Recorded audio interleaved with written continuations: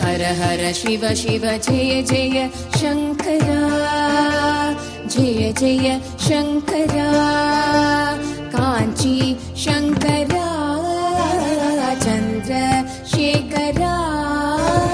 हर हर शिव शिव जय जय शंकरा, जय जय शंकरा, कांची शंकरा, चंद्रशेखरा।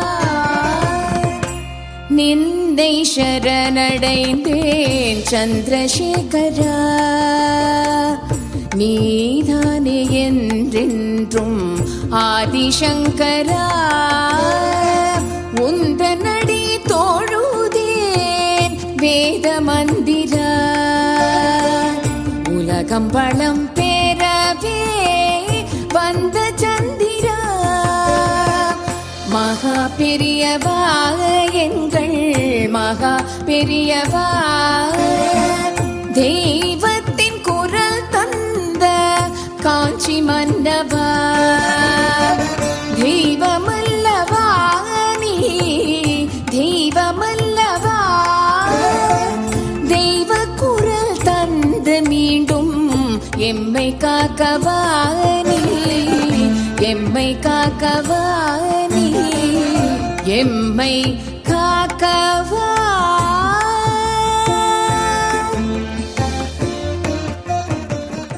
ஸ்ரீ குருப்யோ நமக. ஹரஹர சங்கர, ஜெய் ஜெய சங்கர. நின்னை சரணடைந்தேன் என்ற இந்த நிகழ்ச்சியின் வாயிலாக உங்களை மீண்டும் சந்திப்பதில் மிக்க மகிழ்ச்சி. ஹர ஹர சிவ சிவ ஜெய ஜெய சங்கரா, ஜெய ஜெய சங்கரா, காஞ்சி சங்கரா, சந்திரசேகரா. ஒரு முறை PK ராமநாதன் அப்படிங்கிறவர் காஞ்சிபுரத்திலே வசிச்சுட்டு இருக்கார். அதனால அடிக்கடி பெரிவாளை போய் தரிசிக்கிற ஒரு பாக்கியம் அவருக்கு கிடைச்சது. ஒரு முறை பெரிவாளை தரிசிக்க போகும்போது பயங்கர கும்பலா இருக்கு. அதனால இவர் ஒரு ஓரமா ஒரு கதவு பக்கத்துல நின்றுட்டு இருக்கார். பெரிவா திடீர்னு கத்துறார், அந்த சிரஸ்தார கொஞ்சம் கூப்பிடுப்பா, இந்த சிரஸ்தார கூப்பிடு அப்படிங்கிறா. உடனே எல்லாரும் கத்துறா, சிரஸ்தார் வாங்கோ வாங்கோ அப்படின்னு கத்துறா. ஆனா அங்க யாருமே சிரஸ்தார் இல்ல. அப்ப இந்த ராமநாதன் பக்கத்துல அவரோட நண்பர் இருக்கார். அவர் சொல்றார், பெரிவா ஹைகோர்ட்ல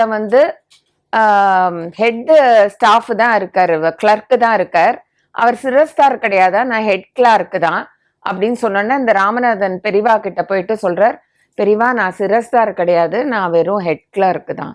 பெரிவா சொல்றா, ஏன் நீ சிரஸ்தார் ஆக முடியாதா அப்படின்னு கேக்குறா. அப்ப அவர் சொல்றார், இல்ல பெரிவா, நான் வெறும் SSLC தான், அதுக்கெல்லாம் இது தகுதியானவன் கிடையாது. என்னை விட படிச்சவாலாம் இந்த கோர்ட்ல இருக்கா, BA BL MA BLலாம் படிச்சவாலாம் இருக்கா, அவா தான் தகுதியானவா சிரஸ்தார் பொசிஷனுக்கு அப்படிங்கிறா. பெரிவா சிரிச்சுண்டு சும்மா இருந்துடுறா.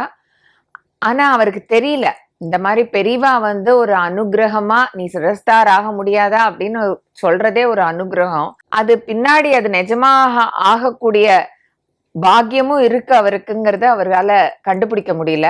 சில நாட்கள் போன உடனே என்ன ஆறுது, இந்த அதிசயம் நடக்கிறது. அங்க உயர்நீதிமன்றத்திலேருந்து சில பேர் இன்ஸ்பெக்ஷனுக்காக இந்த ஹைகோர்ட்டுக்கு வரா. வந்துட்டு அங்கெல்லாம் பார்த்துட்டு இந்த PK ராமநாதனுக்கு சிரஸ்தார் ஆறதுக்கு தகுதி இருக்கு அப்படின்னு ஒரு சிபாரிசு லெட்டர் அந்த ஹைகோர்ட் ஜட்ஜுக்கு அனுப்பிடுறா. அனுப்பினோன்ன இவருக்கு கொஞ்ச நாள்லயே அந்த பதவி கிடைச்சிடுறது. ஸோ இவர் திரும்ப பெரிவாளை ஒரு அனுஷ தினத்தன்று பார்க்க வரார். அப்ப பெரிவா இப்படி கையை ஒசத்தி, இப்ப நான் உன்னை சிரஸ்தார்னு கூப்பிடலாமோனோ அப்படிங்கிறார். அப்பதான் இவருக்கு புலப்படுறது எல்லாமே பெரிவாளோட அனுகிரகத்தினாலதான் தனக்கு கிடைச்சிருக்குங்கிறத அவர் உணர்றார். ஹர ஹர சிவ சிவ ஜெய ஜெய சங்கரா, ஜெய ஜெய சங்கரா, காஞ்சி சங்கரா, சந்திரசேகரா.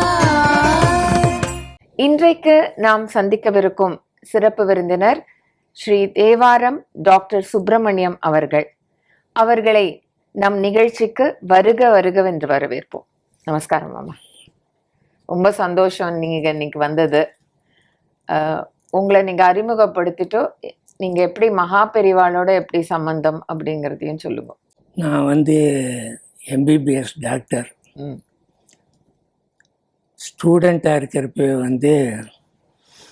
1969 பேட்ச் நான் எம்பிபிஎஸ்ல அட்மிஷன் கிடைச்சது. எனக்கு ஸ்டூடெண்ட் டேஸ்லேயே கிருபானந்த வாரியாருடைய கந்தபுராணம் கேட்டேன்.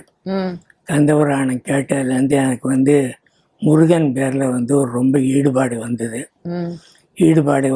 அப்போ எனக்கு பாம்பன் சாமிகளுடைய சரித்திரத்தை நான் கேட்டேன் கிருபானந்த வாரியார் மூலமாக. அப்போ சுவாமியை நேரில் பார்க்கலாம் அப்படிங்கிற ஒரு இம்ப்ரெஷன் எனக்கு மனசில் வந்துடுத்து. எனக்கு மகா பெரியவாளை பற்றி எல்லாம் அப்போல்லாம் தெரியாது. அப்போ ஃபஸ்ட் எம்பிபிஎஸ் படிக்கிறப்போ தைப்பூசத்து அன்னைக்கு முருகரை நேரில் பார்க்கணும் அப்படின்ட்டு ஆற்றுல ஒருத்தட்டையும் சொல்லாமல் நான் விராலிமலைக்கு கிளம்பி புறப்பட்டு போயிட்டேன். 17 நாள் விராலிமலையில் மலை மேலே மெடிடேஷனில் இருந்தேன். அப்போ நண்பர் ஒருத்தர் இந்த மாதிரி மகா பெரியவா அப்படின்னு இருக்கா, அவரை தரிசனம் பண்ணலாம் சொல்லி சொன்னான். மகா பெரியவாளை பற்றி நாங்கள் அது வரைக்கும் கேள்விப்பட்டது கிடையாது. அப்போ நாங்கள் எல்லோரும் ஒரு குதிரை வண்டி வச்சுண்டு மகா பெரியவாளை தரிசனம் போனோம். போனால் பெரியவா ஓரிக்கையில் இருக்காதுன்னு சொல்லி சொன்னான். நாங்கள் எல்லோரும் ஓரிக்கைக்கு குதிரை வண்டி வச்சுட்டு போனோம். குதிரை வண்டி வச்சு போனால் பெரியவா இது எந்த வருஷம் இருக்கும் மாமா? 1967. தேனம்பாக்கத்துக்கு போனோடனே அங்கே ஒரு செவத்தில் சாஞ்சு பெரியவா உட்காந்துருந்தா. உட்காந்துருந்தோடனே நாங்கள் எல்லோரும் நிறைய கூட்டம் இருந்தது. நாங்கள் எல்லோரும் உள்ள அந்த மண்டபத்தில் செவத்தில் சாஞ்சு பெரியவா உட்காந்துருந்தா. அப்போ தான் பெரியவாளை நான் ஃபஸ்ட்டு பார்க்குறேன். பார்த்த உடனே இந்த படங்கள்லாம் வடலூர் ராமலிங்க சுவாமிகள் அந்த மாதிரிலெல்லாம் அந்த ராமலிங்க சுவாமிகளெல்லாம் முகத்தை சுற்றி ஒரு பெரிய ஒளி வட்டம் போட்ட மாதிரி ஒரு படம் வரைஞ்சிருக்கும். சரி, அதெல்லாம் ஒரு இமேஜினேட்ரி டிஸ்கிரிப்ஷன் அப்படின்னு நான் அது வரைக்கும் நினச்சிட்டு இருந்தேன். ராமகிருஷ்ண பரமசர் அப்படியெல்லாம் பெரியவாளோட படத்தை கூட நான் அது வரைக்கும் பார்த்துடுறேன். அப்போ நான் பார்த்த உடனே இங்கிலீஷில் சொல்கிற மாதிரி ஐ வாஸ் டேக்கன் அபேக். அப்படி ஒரு ஒளி வெள்ளமாக எனக்கு பெரியவா காட்சி கொடுத்தா.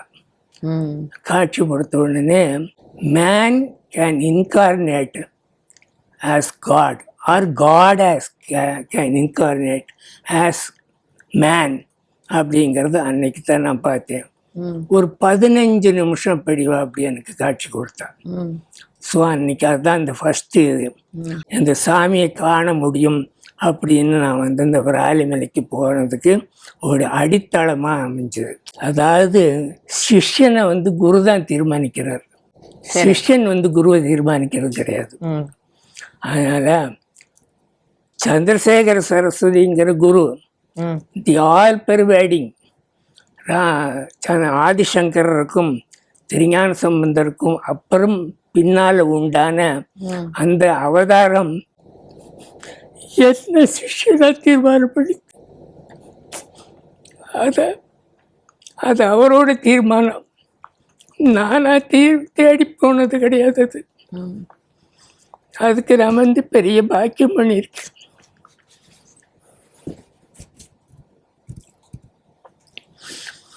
அதனால் அதனால் இன்னொன்று சொல்கிறேன், எப்படி ராமகிருஷ்ண பரமஹம்சரையும் விவேகானந்தரும் பிரிக்க முடியாதையோ அதே மாதிரி சந்திரசேகர சரஸ்வதி இந்த மகாபெரிவாளையும் ஜெயேந்திர சாமிகளையும் பிரிக்க முடியாது. அதை நான் இந்த பாயிண்டில் நான் கண்டிப்பாக எல்லா பக்தர்களுக்கும் சொல்லிக்கொள்ளவும் விரும்புகிறேன். ஏன்னா 40 வருஷம் ஜெயேந்திர பெரிவாளோடையும் சந்திச்சிருக்கிறேன். என்னை ஜெயேந்திர பெரிவாழ்ட்டி போக சொல்லி தொடர்பு ஏற்படுத்தினதும் மகாபெரிவாள் தான். அதுலேயும் பல அனுபவங்களும் இருக்கு. எனக்கு படிக்கணும்னு சொல்லி எம்பிபிஎஸ் படித்து முடிச்சிட்டேன். சரி. முடிச்சிட்டதுக்கப்புறம் 1976 வந்து டிகிரி முடிஞ்சதுக்கப்புறம் வந்து ஏழைகளுக்கு வைத்தியம் பண்ணோம் அப்படின்ட்டு ஒரு ஸ்கூட்டரை வச்சுண்டு எல்லா மெடிசன்ஸும் அதில் வச்சுண்டு ஒரு கிராமமாக போய் வைத்தியங்கள்லாம் பண்ண ஆரம்பித்தேன். அதுக்கப்புறம் வந்து இதுக்குள்ளே என்னோட அந்த ஆன்மீக தேடல் வந்து பெரியவாளோட அனுகிரகத்தால் அதுவும் எழுந்தது.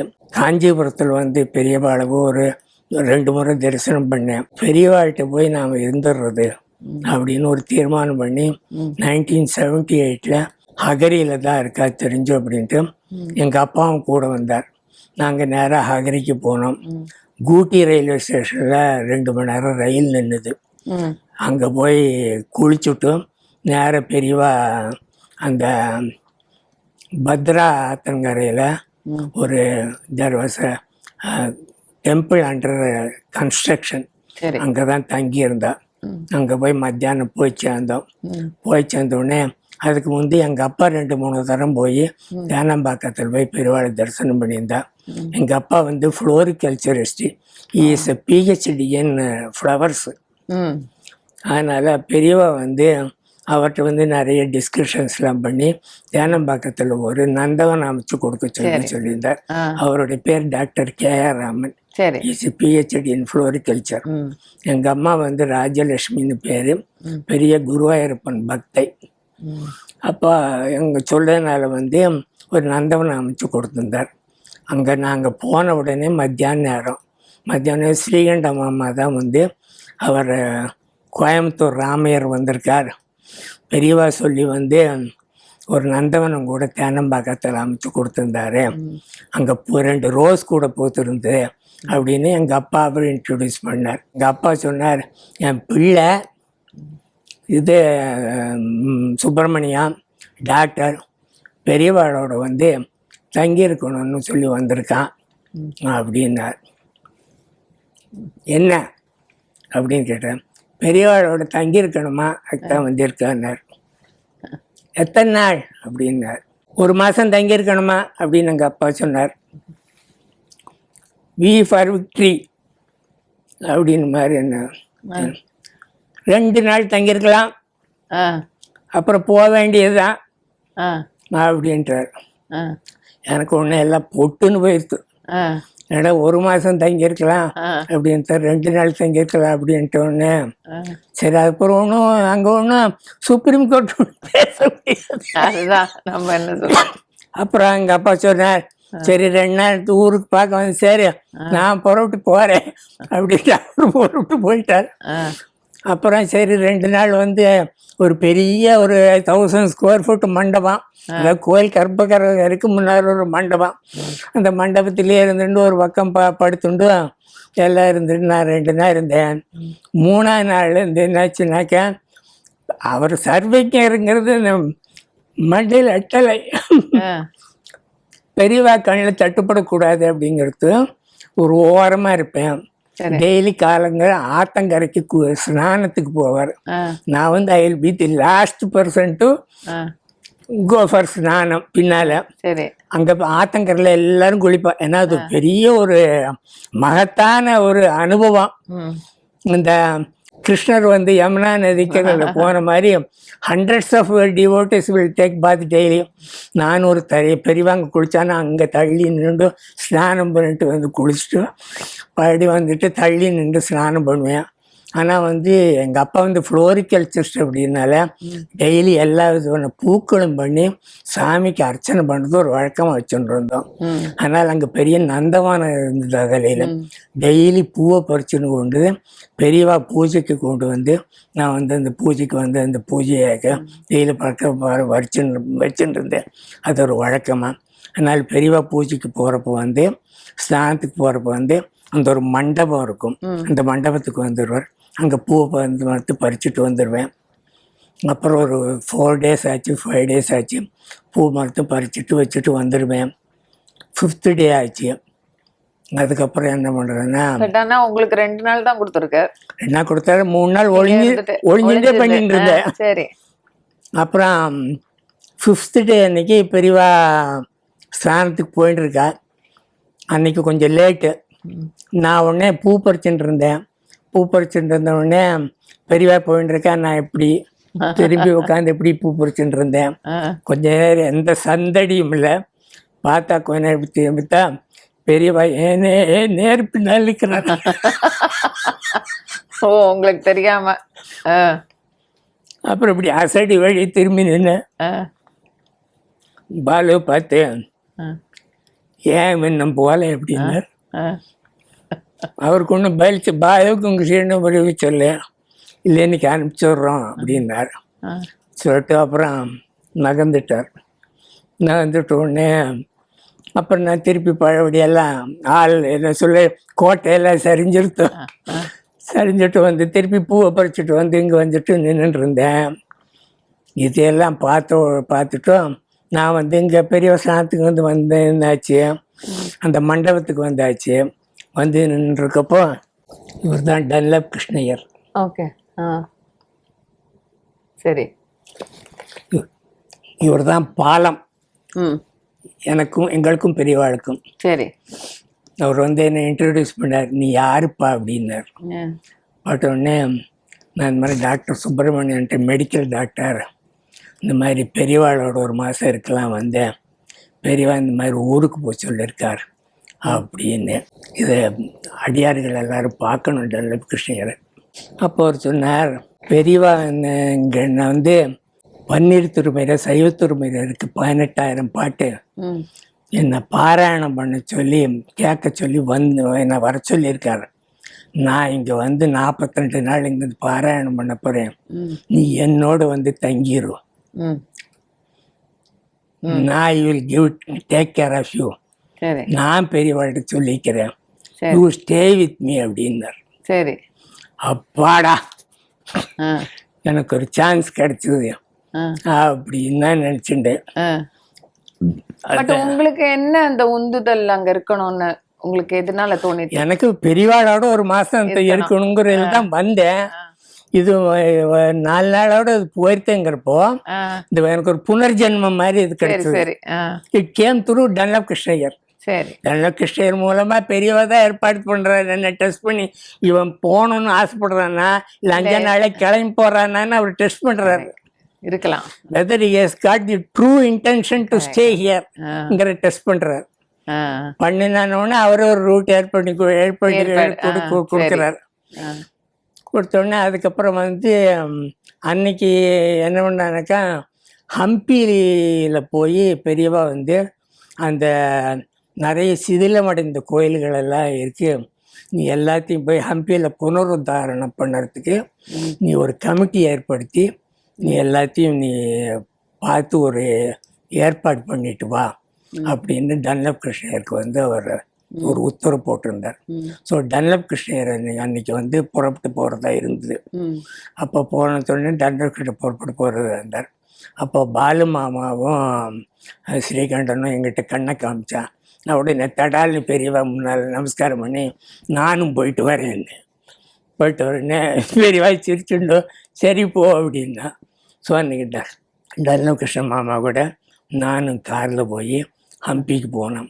ஹம்பிக்கு போய் அன்றைக்கி 1 டே ஸ்டே பண்ணி எல்லா அங்கே போய் பார்த்தானாக்கா உங்களுக்கு வந்து பெரிய பிள்ளையார் சிலையை வந்து பயத்தை உடைச்சிருக்கா, நரசிம்மர் இதெல்லாம் இது பண்ணியிருக்கா. அங்கே வந்து தண்ணிக்குள்ளேயே வந்து பெரிய உழவரி சிவலிங்கம் இருக்குது. அப்புறம் ஹசாரா ராமசாமி கோயில் அப்படின்ட்டுருக்கு. அப்புறம் இந்த பன்னீர் திருமுறை பாராயணம் இருக்கு இல்லையா, அங்கே இவ்வளோ உயரத்தில் வந்து மகாலிங்கம் இருக்கு. திருவடி மருதூரில் வந்து மகாலிங்க சுவாமி கோயில் தான். பெரியவா வந்து அந்த தண்ணிக்குள்ளே இருக்கிற மகாலிங்க சாமி கோயில் முன்னால் இருந்து அந்த பன்னீர் திருமுறை பாராயணத்தை ஆரம்பிக்க சொல்லி டன்லப் கிருஷ்ண மாமாவுக்கு இன்ஸ்ட்ரக்ஷன் கொடுத்துருக்கார். அதுக்கு தான் அன்றைக்கி டன்லப் கிருஷ்ண மாமா போனார்.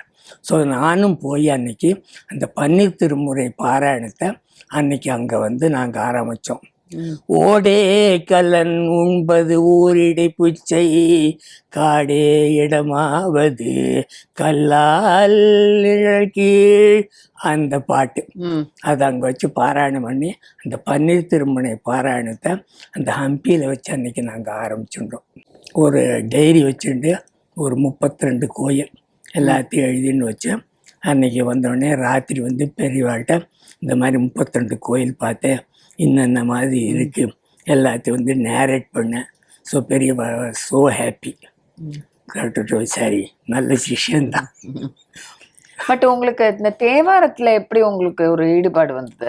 அது அன்னைக்கு பெரியவா அப்புறம் ஏற்படுத்தினது. அது ஆ தேவாரம் என்ன பெரியது ஒன்றுமே எனக்கு தெரியவே தெரியாது. Ah I do not know ABZ of it. சரி. பட் இப்ப நீங்க டாக்டர் ஆயிட்டேல, தேவாரம் டாக்டர்னு பெரியவாளாலே. அது என்ன டைட்டில் கொடுத்தாருங்கிறத பின்னால் நான் இப்போ சொல்கிறேன். அப்புறம் சரி 1ஆம் திருமுறை 2ஆம் திருமுறை 3ஆம் திருமுறையில் வந்து திருஞான சம்பந்தர் பண் வரிசையில் பாடியிருக்கார். ம் 4ஆம் திருமுறை 5ஆம் திருமுறை 6ஆம் திருமுறையில் பண் வரிசையில் வந்து அப்பர் பாடியிருக்கார். ம் இது ஒரு முறை. இப்போ இந்த திருப்பனந்தாள் எப்படி பண்ணியிருக்காருனாக்க, அவள் எப்படி பிரிச்சிருக்காருனாக்க, இப்போ திருஞான சம்பந்தர் வந்து ஒரு ராகத்தில் வந்து 1ஆம் திருமுறையிலையும் பாடியிருப்பார், 2ஆம் திருமுறையிலையும் பாடியிருப்பார். அவள் அந்த ஒரு தலத்தை பற்றி பலவேறு பண்களில் பாடியிருக்கிறதையும் அவள் வந்து வகுத்திருக்காள். அந்த முறைசையில் பாடி ஒரு தலத்தை எடுத்துண்டு அந்த தலத்தில் பற்றி எல்லா பன்வரிசைகளும் பாடின பாடல்களை அவள் தொகுத்து அப்படி பாடியிருக்கா. அந்த தலத்தை பற்றி எல்லா பண்களிலையும் வந்த பாடல்களை வந்து பாட சொல்லி பெரியவா உத்தரவு பண்ணான். இப்போ நீங்கள் வந்து முதல்ல சிதம்பரம் கற்றாங்கெரியோம்பி கலியை வாராமே செற்றார் வாழ்த்தில்லை சிற்றம்பலமேய அப்படின்னு முதல் அதில் ஆரம்பித்து 1ஆவது. அடுத்து 2ஆவது ஆடி நாய் நறு நெய்யொடு பால் தயிர் அந்தணர் பிரியாத சிற்றம்பலம் நாடி நாயிடமாய் நறுங்கொன்றை நயந்தவனே. அது 2ஆம் திருமுறை. அப்போ இந்த 1, 2 ரெண்டுமே அந்த சிதம்பரத்தில் வந்துடும். அப்போ அந்த 1, 2 சொல்லி வந்து முடிச்சிடுறது. முடிச்சுட்டு ஒரு ஸ்தலத்திலையும் பாடினோடனே அந்த சுவாமி அம்பாளோட பேரை சொல்லி அது திருவடி போற்றி அப்படின்னு அந்த சாமி அம்பாளை வணங்கணும். இப்படி பாடணும் அப்படின்னு சொல்லி பெரியவா பாடினோம். அந்த முறைசையில் வந்து நாங்கள் வந்தெல்லாம் பாட ஆரம்பித்தோம். அப்படி எல்லா இதிலும் பாட ஆரம்பித்தோம். சாயந்தர நேரத்தில் வந்து திருவாசகம் திருக்கோவையாரும் இது பண்ணும். இப்படி வந்து எல்லாம் பாடல்களெல்லாம் நாங்கள் வந்து பாராயணம் பண்ணிட்டு இருந்தோம். எனக்கு வந்து சில பதிகங்கள் வந்து ஏற்கனவே மனப்பாடமாக இருந்தது. சரி. அதில் சீர்காழியில் தான் திருஞான சம்பந்தர் அவதரிக்கிறார். அந்த சீர்காழி திருத்தலத்தில் வந்து அது வந்து அவருடைய அப்பா பேர் சிவபாத இருதியர், அம்மா பேர் பகவதி அம்மையார். அந்த சீர்காழி ஸ்தலத்தில் வந்து அவர் அவசரத்தில் வந்து நிறைய பாடல்கள் பாடியிருக்கார். திருஞான சம்பந்தர் மொத்தம் வந்து 16,000 பதியும் பாடியிருக்கார் திருஞான சம்பந்தர். அது நமக்கு மொத்தம் கிடச்சிருக்கிறது வந்து இப்போ வந்து சில பதியங்கள் தான். அப்போ இந்த எல்லா பதியங்களையும் படிக்கிற வழக்கத்தை சிவபாத இருதர் வச்சுருந்தார். அப்போ ஒரு கட்டத்தில் வந்து எல்லா பதியத்தையும் பாட முடியலை. அப்படிங்கிற ஒரு கட்டம் வந்த உடனே சிவபாத இருதர் சொல்கிறார், நீ பாடுற எல்லா பாட்டையும் என்னால் படிக்க முடியலை, எனக்கு சொல்யூஷன் கொடு அப்படின்னு திருஞான சம்பந்தர்கிட்ட கேட்குறாரு. அப்போ திரு எழுகூற்றி இருக்கை அப்படின்னு ஒரு பதிகத்தை வந்து அவர் அருளி செய்கிறார் திருஞான சம்பந்தர். அதில் எப்படின்னா 1 1 2 1 1 2 3 2 1 1 2 3 4 3 2 1 1 2 3 4 3 2 1 1 2 3 4 5 3 2 1 1 2 3 4 5 6 4 3 2 1 1 2 3 4 5 6 5 3 2 1 1 2 3 4 5 6 7 6 4 3 1 அப்படிங்கிற ஒரு வரிசையில் பாடுவார். அதனால் திரு எழுகூற்று இருக்கை அந்த பதிகத்துக்கு பேர். அந்த பதிகத்தை பாடி இதை ஒன்றை பாடினாலே எல்லா தேவாரத்தையும் பாடின பதம் உனக்கு வரும் அப்படின்னு திருஞான சம்பந்தர் அருள் செய்கிறார். அந்த பாடம் பை சான்ஸ் எனக்கு மனப்பாடமாக தெரிஞ்சிருந்து அதை நான் டெய்லி பதிகம் பாட வரப்போ நான் அதை வந்து எல்லா பாடுமே அதை நான் புஸ்தகத்தை பார்க்காமலே பாடினேன். சரி. இப்படியே பார்த்துட்டு இருந்தேன். பெரியவா பார்த்த உடனே நோக்கு 8 ரூபா அப்படின்னாரு. ஆமாம், நீ நித்திய பாடமா டெய்லி சொல்லுங்க. ஆமான்னாரு. அப்படின்னா சொல்லு. 1 ரூபாயினை மானாங்காரத்தின் இயல்பாயொரு விண்முதல் பூதலம் ஒன்றிய 2 சுடல் உம்பர்கள் பிறவும் அப்படின்னு வரும். 1 2 3 1 பார்த்த உடனே அதிலிருந்து ரொம்ப பிடிச்சி போச்சு என்ன. அதுக்கப்புறம் திரு இருக்கு குரல்னு ஒன்று இருக்கு. ரிக்கு தெரியுமோ அப்படின்னார். வேதம் எல்லாம் படித்ததே இல்லைன்னு.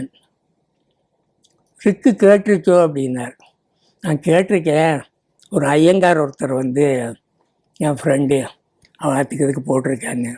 இந்த ஐயங்கார்கள்லாம் போனாக்க கேட்டிருக்கோன்னு. ஆமாம், இந்த வாரணம் 1000 சூழவலம் செய்து நாரணன் நம்பி நடக்கின்றான் என்றதர் பூரண பக்கிடம் வைத்து புறமெங்கும் தோரணம் நாட்டக்க நாக்கண்டேன் தோழினான் அப்படிதான் பாடுவேன். நாம வாரணம் 1000 சூழவலம் செய்து நாரணன் நம்பி நடக்கின்றான் என்றதேர் பூரணம் வைக்கிடம் வைத்து புறமெங்கும் தோரணம் நாட்ட கனா கண்டேன் தோழினான் அப்படின்னு பாடுவோம் அப்படின்னு. அதே மாதிரிதான் அக்னிமேலே புரோகிதம் யக்ஞஸ்ய தேவனுத்யஜம் ஹோதாரம் ரத்ததாதமம் ஹரிஜிவோம் ஹரிஜிவோம் அப்படின்னு வரும். அதுதான் இருக்கு அப்படின்னார். இதே மாதிரி இருக்கு. அதுதான் திருஞான சம்பந்தர் பாடியிருக்கார்.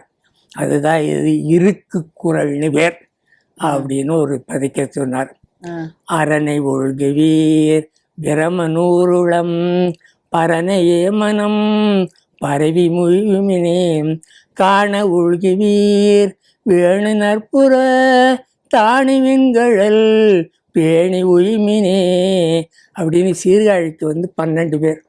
அந்த 12 பேர்களையும் உள்ளடக்கி ஒரு பதியம் பாடியிருக்கார். இந்த பதியத்தை பாடினா ரிக்குவேதம் பூரா சொன்ன பலன் உண்டு அப்படின்னு அதை சொன்னார். சரி. அதான் இன்னைக்கு ராத்திரியா உட்காந்து மனப்பாடம் பண்ணிட்டேன். அன்னைக்கு அடுத்த நாள் காலையில் போய் சொல்லிட்டேன். சரி. சொல்லிட்டோன்னா அதில் ரொம்ப சந்தோஷமாயிருத்து.